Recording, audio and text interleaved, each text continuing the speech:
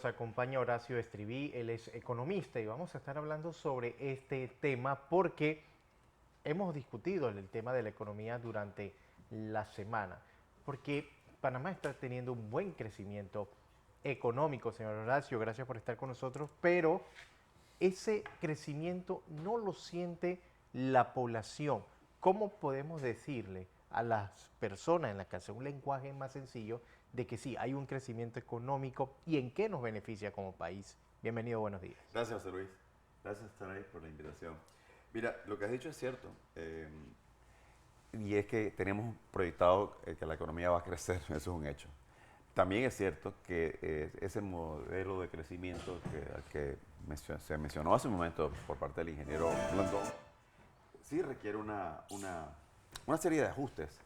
Porque el hecho es que, y no nos confundamos, el crecimiento es bueno. Es decir, porque hay gente que dice, no, ese crecimiento ¿para qué? No, naturalmente que el crecimiento de por sí es sano. El hecho de que haya crecimiento es una condición necesaria para que pueda haber desarrollo. Sin embargo, no es una condición suficiente, hace falta algo más y es esencialmente buscar un mecanismo para que ese crecimiento sea más incluyente, más inclusivo, sobre todo desde el punto de vista social. Y eso naturalmente requiere más de un espacio de 5 minutos para dilucidar ese tema, pero tiene mucho que ver con el hecho de la necesidad y probablemente esto es ya una verdad de perogrullo, fomentar la educación, pero también es necesario reducir, por ejemplo, las, ah, el nivel de monopolios que pudieran existir en la economía en un momento dado, que frenan un poco la productividad y que frenan la integración de pequeños empresarios, de emprendedores al proceso económico. Entonces sí, definitivamente coincido de que sí tenemos crecimiento, es bueno que haya crecimiento, pero necesitamos mejorar el sistema de modo que ese crecimiento redunde en beneficio de más personas. Sobre todo digo esto en virtud de que, como puedes ver, después del periodo de pandemia, si bien es cierto, ha habido una recuperación, que ha sido más bien digamos, un efecto inercial después del COVID, ahora es un hecho de que va a haber un crecimiento menor. Crecimiento bueno en comparación a otros países del área, sin embargo sigue siendo un crecimiento menor comparativamente a otros años, lo cual implica que vamos a tener que buscar mecanismos para sacar mayor provecho de ese crecimiento. Licenciada Estriví, no podemos hablar de crecimiento económico en Panamá si no hablamos de lo que está pasando en el mundo, porque las consecuencias vienen unilaterales. Sí. Estados Unidos, el fin de semana, el presidente Trump ha dicho que recomienda tirar a default la deuda pública. Y además el presidente Joe Biden ha reducido su recorrido, su gira por Europa en esta cumbre del G7 para atender personalmente un acuerdo con el Congreso y con la Cámara de Representantes sobre qué decisiones tomar con respecto al paquete de deudas. ¿Cómo nos ubicamos nosotros en esta situación?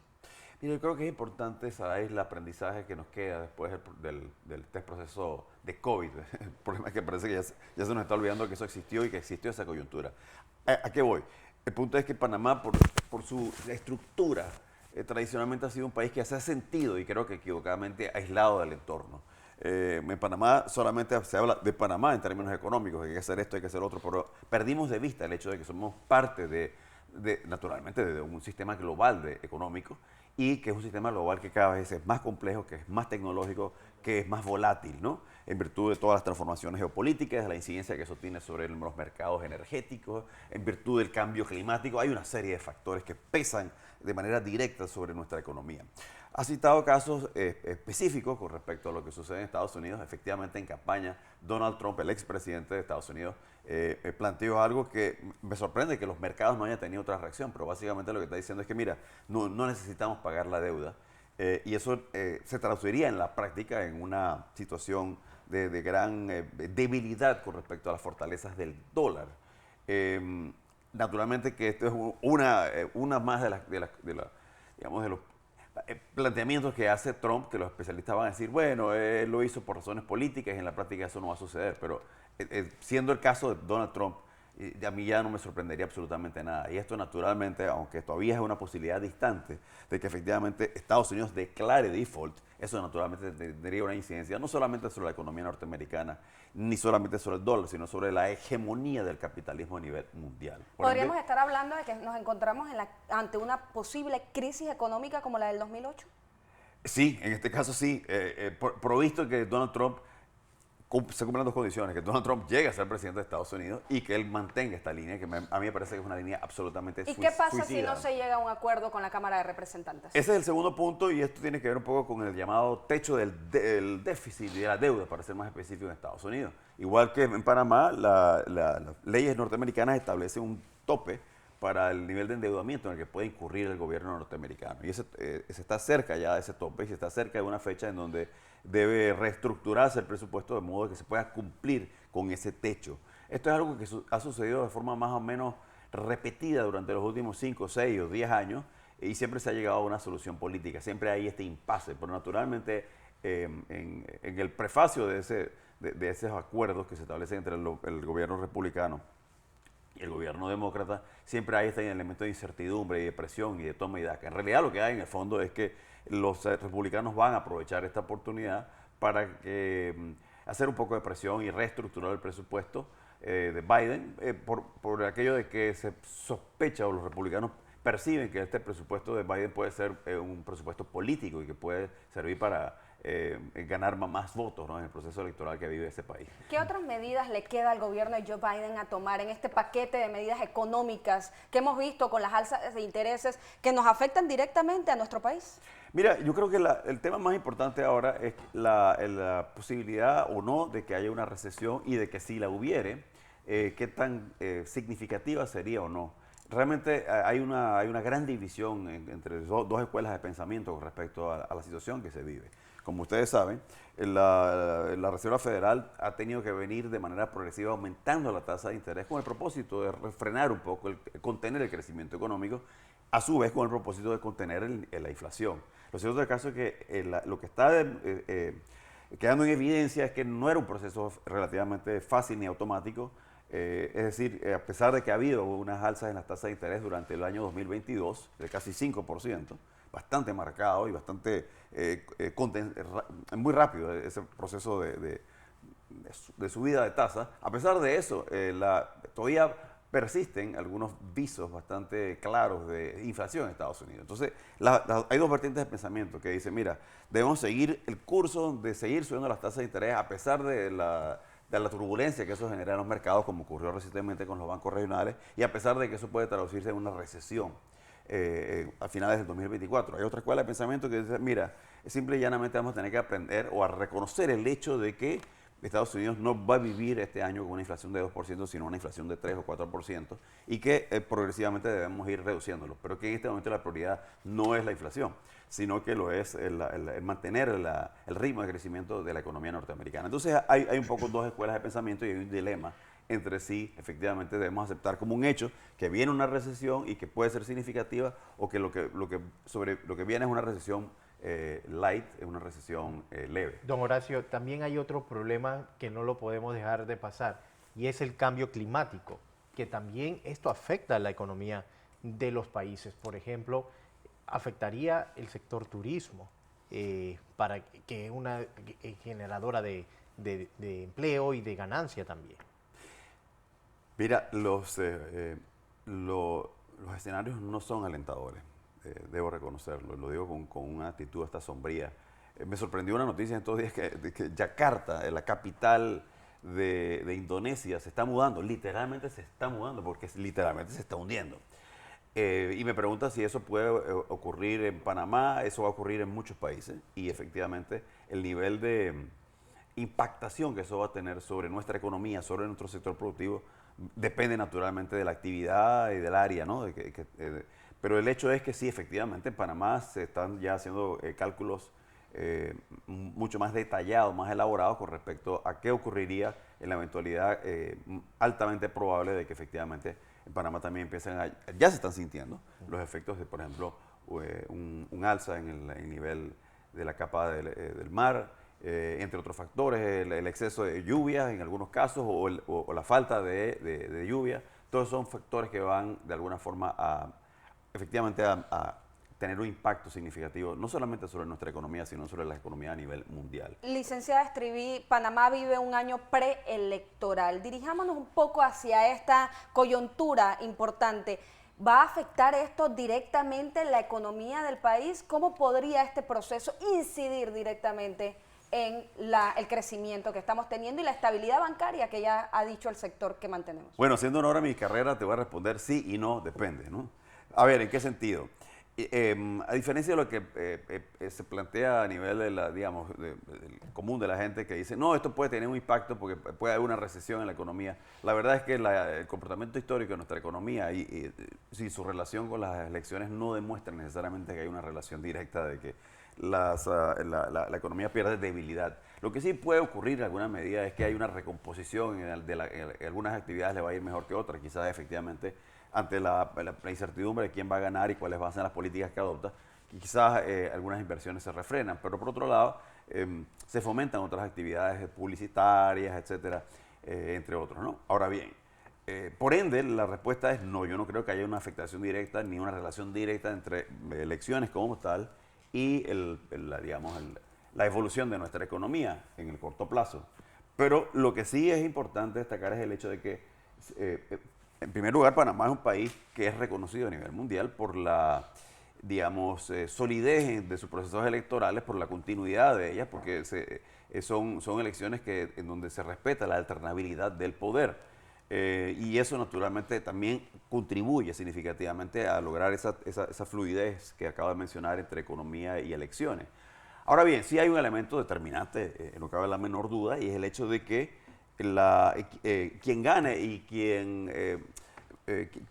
dependiendo del plan que esa persona adopte o ese sistema o ese gobierno adopte, naturalmente eso sí va a tener una incidencia sobre la economía. Por ende, yo diría que la incidencia, la relación que hay entre elecciones y economía tienen más que ver con el contenido de lo que propone el que gana y su capacidad de ejecutarlo o no. En el debate político, los candidatos recurren, sobre todo los de oposición, a hablar de la deuda, el riesgo de haber incrementado una deuda año tras año, gobierno tras gobierno. Hagamos un poco de docencia. Vemos, por ejemplo, a Estados Unidos, la principal potencia del mundo, hablar de su deuda, de la necesidad de incrementarla. ¿Dónde nos ubicamos nosotros? Es una buena pregunta y yo creo que requiere mucha frialdad y raciocinio al responderla, ¿no? Y probablemente choque también de nuevo contra el pensamiento común, lo que voy a decir. Pero el hecho es que efectivamente ha habido un aumento en la deuda pública. Uno, dos, ese aumento hay que ponerle un contexto. Panamá había pasado de una situación hace algunos años en donde la deuda pública representaba poco más o menos el 60% y tanto de su Producto Interno Bruto, fue progresivamente disminuyendo, pero ese patrón cambió y cambió precisamente a raíz del COVID. Las explicaciones son bastante obvias, ¿no? El COVID generó una paralización de la economía, una caída en los ingresos, un incremento en la necesidad de mayores gastos en materia de salud, etcétera, y de subsidios de transferencia, y naturalmente que eso nuevamente incrementó el déficit y nuevamente incrementó la relación que hay entre la deuda y el Producto Interno Bruto. Eso es un hecho. Sin embargo, yo creo que no podemos perder de vista lo siguiente, y es que en una perspectiva de mediano y largo plazo, y asumiendo una serie de escenarios como que, por ejemplo, la economía panameña va a seguir, continuar creciendo, que el ritmo de incremento en los gastos corrientes del Estado y los gastos de inversión se va a mantener más o menos bajo control, asumiendo una serie de factores. Nosotros podemos esperar que en el transcurso de los próximos años nuevamente emprendamos esa senda, ese camino que nos llevó hace algunos años atrás. Podemos esperar que nuevamente empiece a descender la deuda pública. Entonces, debemos rescatar algunas cosas para que no se malinterprete lo que digo. No estoy de acuerdo con un endeudamiento sin fundamento, ¿no? Creo que las deudas públicas deben responder a un contexto y deben verse dentro del contexto de que eventualmente no puedes incurrir en deudas de forma permanente, sino que tienes que hacer honor a esa deuda, ¿no? Si no, el país pierde credibilidad y pierde su grado de inversión. En segundo lugar, el endeudamiento per se no es malo en la medida en que se invierta y se canalice hacia el mejoramiento productivo, hacia educación, hacia infraestructura, por ejemplo, ¿no? Y lo último es que en el caso específico de Panamá, y asumiendo una serie de supuestos, podremos esperar sanamente que la deuda pública va a empezar efectivamente a disminuir de nuevo a medida que la economía va creciendo y a medida que se contenga el gasto. Naturalmente que eso requiere una política de parte del actual gobierno y de cualquiera que Para venga que los jóvenes en el futuro. entiendan el tema de economía, señor Horacio, se deben crear debates hablar de economía en los centros escolares y Por no supuesto. esperar el nivel universitario. Por supuesto. Y yo creo que eso se conecta con lo que acaba de plantear Saray con respecto al riesgo de que en campaña, y eso es inevitable, y eso se ve en Panamá y en todos los países, donde se politizan los temas, entre los temas económicos se convierten en armas de ataques, ¿no? Y eso incluye la deuda, incluye una serie de cosas. Y no es que no haya fundamento en las críticas que se hacen, pero naturalmente es que la política es un poco la ciencia, es una práctica un poco histriónica, donde uno sale y uno exagera y uno abulta y uno dice, fíjate, el mundo se está acabando, pero la solución soy yo. Estoy siendo un poco sarcástico, lo admito, pero la realidad es que ese debate, la única forma de, digamos, de bajarle ese tono alarmista es naturalmente que salgan los técnicos y que expliquen la realidad y darle un poco de contexto, de riqueza a ese debate, ¿no? Licenciada Estriví, no puedo dejarlo ir en esta entrevista sin preguntarle cómo avanza Panamá en la salida de las listas multicolores, como le llamo yo. Bueno, eso es un tema bastante delicado, no te puedo dar el detalle realmente, pero sí te puedo decir que eso es un tema que va a ser clave para este gobierno y para el próximo, porque al final del día, a diferencia de otros países, Panamá en gran medida vive literalmente de su reputación, ¿no? Sobre todo en materia de exportación de servicios, en materia de su centro bancario, del hecho de que es un país donde donde se utiliza el dólar como moneda de curso legal. Es decir, la estructura de nuestro país es altamente dependiente de una serie de actividades que tienen que ver con su buena reputación, incluye, ya lo mencioné, el centro bancario. Entonces, más allá de lo que pueda suceder o no ahora, y ojalá podamos finalmente salir de estas listas, este es un hecho que es fundamental para Panamá, porque es determinante en cuanto a su reputación, es determinante en cuanto a la posibilidad o no de que Panamá siga siendo un país que es percibido como un país seguro para invertir, que es un país seguro para comprar sus títulos de deuda. Así que esto es un elemento primordial. Y esto sí es algo que debería requerir. Esto es un tema de Estado y esto es un tema típicamente que en campaña debe manejarse de una forma técnica. Sabemos que quizás no ocurra, pero sí debería ser. Horacio Estriví, economista, gracias por estar con nosotros Gracias esta por la mañana, invitación. compartiendo estos conocimientos y aclarándole un poco más la situación a nuestra audiencia.